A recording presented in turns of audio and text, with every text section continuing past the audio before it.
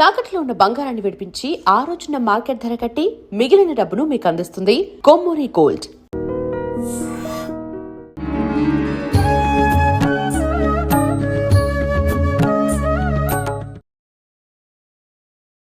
నమస్కారం, welcome to I dream. ధర్మ మార్గం విత్ విజిత కార్యక్రమానికి స్వాగతం. ప్రస్తుతం మనతో పాటు ఉన్నారు ప్రముఖ జ్యోతిష్య వాస్తు పండితులు, లలిత అమ్మవారి ఉపాసకులు శ్రీ శ్రీ శ్రీ నానాజీ పట్నాయక్ గారు. ఇప్పుడు వారితో మాట్లాడి మరిన్ని విషయాలు తెలుసుకుందాం.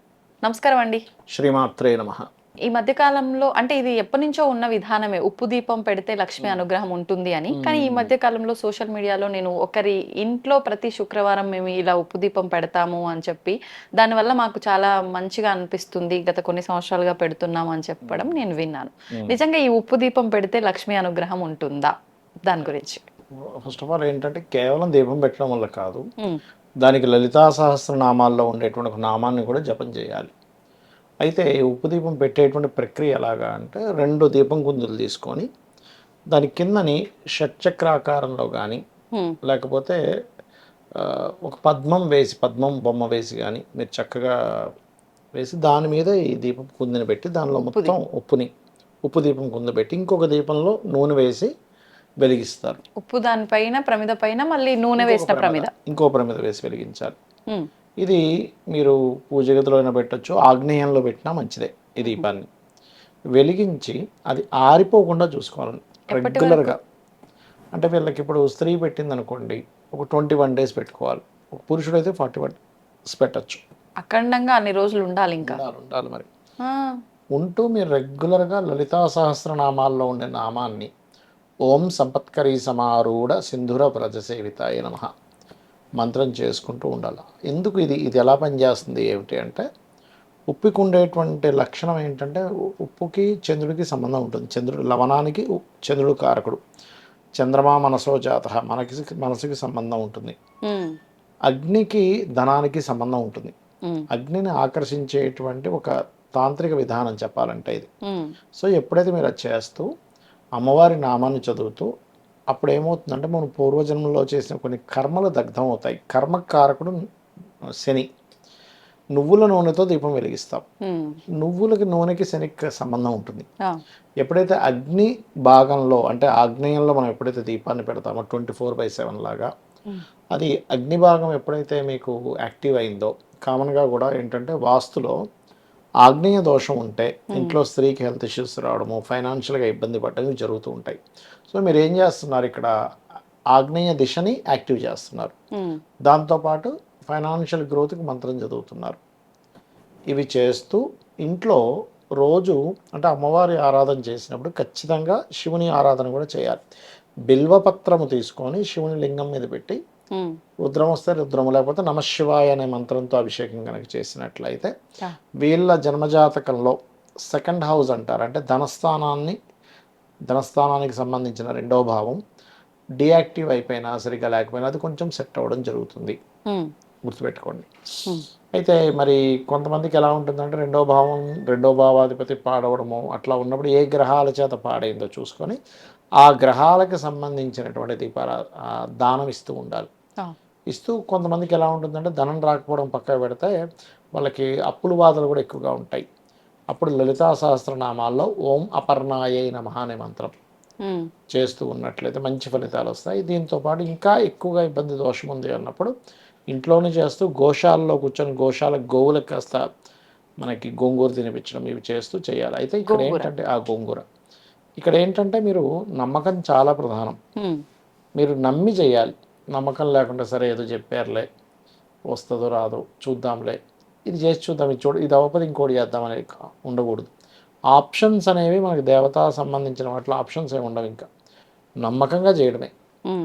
ఇప్పుడు మనకి భక్త ప్రహ్లాద్ మూవీ మీరు చూసినట్లయితే, ప్రహ్లాదుడు హిరణ్యకశిపుడు అడుగుతూ ఉంటాడు, ఎక్కడున్నాడు అంటే, ఇందుగలడందు లేడని సందేహం వలదు అని. ఈ స్తంభంలో ఉన్నాడంటే స్తంభం కొట్టగానే అందులోంచి వచ్చాడు.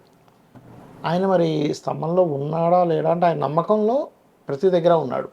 ఆ నమ్మకాన్ని నిలబెట్టడం కోసం ఆ యొక్క పరమాత్మ రూపంలో వస్తుంది. ఇప్పుడు నమ్మకంగా లేదు, నేను ఈ మంత్రం చదువుతున్నా అమ్మవారిది, మరి దీపం ఎందుకు అంటే, దీపానికి ఇందాక చెప్పాను, నువ్వులు శనికారకుడు, అగ్ని ధనానికి కారకము, ఆగ్నేయం ధనానికి కారకము, మనసు చంద్రుడికి కారకం. అంటే మన మనసు కుదురుగా నిలబడడానికి, ఆ శని యొక్క కర్మ తగ్గడానికి, అండ్ ఇవన్నీ కూడా తోడ్పడుతూ ఒకవైపు మీరు ఈ మంత్రం చేసుకుంటే ఖచ్చితంగా పని జరుగుతుంది. కాకపోతే రెగ్యులర్గా చేయాలి. ఒకరోజు చేసి 2 రోజులు ఆపేసి మళ్ళీ ఇంకోటి ఏదో ప్రాబ్లం అయిందని. ఇప్పుడు కొంతమందికి ఎలా ఉంటుందంటే ఇంట్లో ఒక్కోసారి ఏదైనా సంతానం కలిగితే కూడా మైలు ఉంటుంది. ఆ టైంలో మీరు ఆపేసి మళ్ళీ స్టార్ట్ చేయొచ్చు. లేదా ఎవరైనా గతించారు అప్పుడు ఆ 11 days ఆపొచ్చు, తప్పేం కాదు. అయితే ఎప్పుడైనా అలాంటివి జరుగుతున్నాయంటే సంథింగ్ వాళ్ళ కర్మ ఇంకా బలంగా ఉందని అర్థం. అంటే ఏదో ఒక ఆటంకం వస్తుంది అంటే ఇంకా సంథింగ్ బలమైన కర్మ ఏదో ఇబ్బంది పెడుతుంది వీరిని. సో ఇంకొంచెం 1-4 సార్లు ట్రై చేస్తూ ఉండాలి. కొంతమందికి అయితే ఏదైనా ఒక దైవకార్యం చేద్దామన్నా, దైవత సంబంధించిన క్షేత్రానికి వెళ్దామని ఏదో ఒక ఆటంకం వస్తూ ఉంటుంది. దానికి అర్థం ఏమిటంటే వాళ్ళు అక్కడికి వెళ్తే ఆ పని జరుగుతుంది, కానీ వీళ్ళ యొక్క కర్మ ఆ రూపంలో అడ్డుపడుతుంది. దాన్ని అధిగమించి ముందుకు వెళ్ళగలగాలి. అయ్యో ఇలా అయిపోయింది సరే మళ్ళీ ఎప్పుడో చూద్దాం మళ్ళీ అలాగ ఆపుకుంటూ వెళ్ళిపోతుంటే వీళ్ళ జీవితం అనేటువంటిది బాగుపడదు. ఇప్పుడు ఉప్పు దీపము ఒకటే కాకుండా ఇంట్లో 4 మూలల ఒక కంచుల్లో ఉప్పు పోసి పెట్టినా కూడా బాగుంటుంది అని చెప్పి. అదేంటంటే ఉప్పు దీపం అనేటువంటిది ఫైనాన్షియల్ గ్రోత్, అప్పులు తీరడానికి పెడతారు తాంత్రిక విధానంలో. ఈ 4 దిక్కుల ఉండేటువంటి మూలల్లో ఉప్పు ఎందుకు పెడతారంటే నెగటివ్ ఎనర్జీని అది లాక్కుంటుందని. దాన్ని తీసి మళ్ళీ పడేస్తారు. అట్లా అంటే నెగటివ్ ఎనర్జీ ఇంట్లో ఎక్కువగా ఉంది, దానికోసం పెడతారు. ఇప్పుడు మీరు చెప్పిన ఈ ఉప్పు దీపంలో వేసిన ఉప్పుని మళ్ళీ ఆ దీక్ష అయిపోయిన తర్వాత కానీ ఎక్కడైనా వేసేసేవచ్చు, నో ప్రాబ్లం. సింక్ లో పడేసేవచ్చు, నో ప్రాబ్లం. ఓకే. అంటే ఏదైనా ముందు సంకల్పం చెప్పుకొని అలా చెయ్యాలా, లేదు అంటే నార్మల్ గా కూడా? సరే మీరు ఒక జపం చేస్తున్నా, ఒక పూజ చేస్తున్నా, ఒక గురువు దగ్గర మంత్రం తీసుకున్నా, ఇది ఒక దీక్ష లాంటిది. 20 రోజులు, 20 లేడీస్ అయితే 21 days, జెంట్స్ అయితే 40 days, 41 days చేసుకోవచ్చు. నేల మీద నిద్రపోవడం ముందు రోజు చెప్పుకోవాలి. ఎప్పుడైనా కూడా మీరు చూడండి, మనకి సంవత్సరీకాలు చేస్తుంటాం ప్రతి సంవత్సరం పెద్దలకి. చేసేటప్పుడు కూడా ముందు రోజు ఏం చేస్తారు, బెల్లము, ఆకు అవన్నీ తీసి పెడతారు. పెట్టి పితృదేవతకు నమస్కారం చేసుకుంటారు. ముందు రోజు నుంచే వీళ్ళు ఏం చేస్తారు, కొన్ని ఆహారం సంబంధించిన విషయాలు అన్నం తినరు, టిఫిన్ చేస్తారు. రేపు ఈ కార్యక్రమం చేస్తున్నాను పిలవడం అంటారు, చెప్పుకోవడం అంటారు అమ్మవారికి. మీరు ఏ పూజ చేసినా, వ్రతం చేసినా ఫస్ట్ అమ్మవారికి, అమ్మవారిదైతే అమ్మవారు, అయ్యవారితో అయితే అయ్యవారికి చెప్పుకోవాలి. రేపటి నుంచి నేను ప్రారంభిస్తున్నాను, నాకు సక్రమంగా జరిగేలా చూడు స్వామి అని, లేదా అమ్మవారితో అమ్మ అని. అప్పుడు అలా ప్రారంభించడం మీకు మంచి ఫలితాన్ని ఇస్తుంది. ఓకే, ధన్యవాదాలండి. శ్రీమాత్రే నమః. And for more videos, please subscribe to iDream channel. Subscribe to iDream Media. Please subscribe to iDream. Please subscribe to iDream. Please subscribe iDream. And please subscribe to iDream. For more videos, subscribe to iDream. please like, share and subscribe to the channel. Congratulations, iDream. Subscribe to iDream. Subscribe to iDream. So subscribe to iDream Media. iDream ki iDream team andarki huge congratulations. Please subscribe iDream Media. Please subscribe to iDream. Subscribe iDream. Please subscribe to iDream.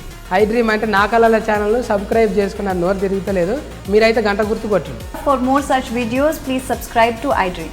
Subscribe to iDream. Please subscribe to iDream. Please subscribe iDream Media. Please do subscribe to iDream. Please subscribe to iDream Media. For best entertainment and information, please subscribe iDream. And don't forget to subscribe to iDream.